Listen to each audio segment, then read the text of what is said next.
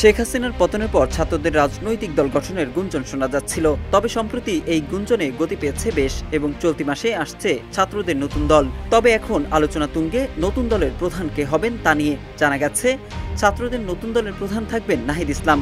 তবে দল ঘোষণার আগে বা পরপরই তিনি উপদেষ্টা পদ থেকে পদত্যাগ করবেন বলে জানা গেছে। সূত্র বলছে 23 ফেব্রুয়ারি পদত্যাগপত্র জমা দিতে পারেন নাহিদ ইসলাম এবং সেদিনই ঘোষণা করা হতে পারে নতুন দলের নাম। নাগরিক কমিটির আহ্বায়ক নাসির উদ্দিন পাটোয়ারি আগে জানিয়েছিলেন 15 ফেব্রুয়ারি থেকে 28 ফেব্রুয়ারির মধ্যে নতুন দলের ঘোষণা আসবে। প্রথমে দলের নাম এবং আহ্বায়ক কমিটি ঘোষণা করা হবে। ঈদের পরে কাউন্সিলের মাধ্যমে দলের পূর্ণাঙ্গ কাঠামো প্রকাশ করা হবে। ইতোমধ্যেই 5 লাখ মানুষের মতামত গ্রহণের কাজ শুরু হয়েছে। নতুন দলে নাহিদ ইসলামের যোগদানের কথা শোনা গেলেও আসিফ মাহমুদ সজীব ভুঁইয়া ও মাহফুজ আলম আপাতত উপদেষ্টা পদেই বহাল থাকবেন বলে জানা গেছে। যমুনা রাইস কুকারে আছে 3-in-1 function. Jamuna rice cooker, smart রান্নায় আধুনিক জীবন। 21 ফেব্রুয়ারির আগে বা পরেই নতুন দলের নাম ও আহ্বায়ক কমিটি আনুষ্ঠানিকভাবে ঘোষণা করা হতে পারে। সেই হিসেবে আগামী 23 ফেব্রুয়ারি নাহিদ ইসলাম উপদেষ্টা পদ থেকে ইস্তফা দিয়ে দলটির হাল ধরতে পারেন।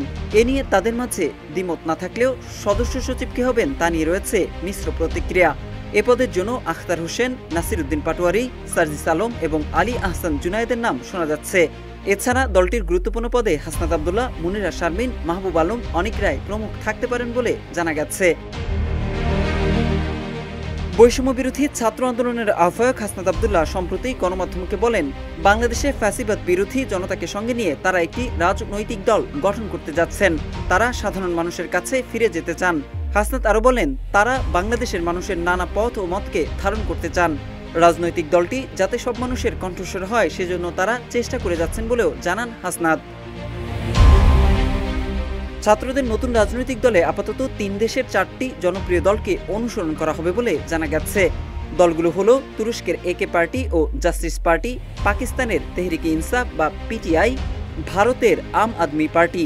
দলগুলোর গঠন, আদর্শ, পরিকল্পনা, স্লোগান সহ ইত্যাদি বিষয় খুঁটিয়ে দেখা হচ্ছে। মোহাম্মদ সাইফুল ইসলাম, ইত্তেফাক।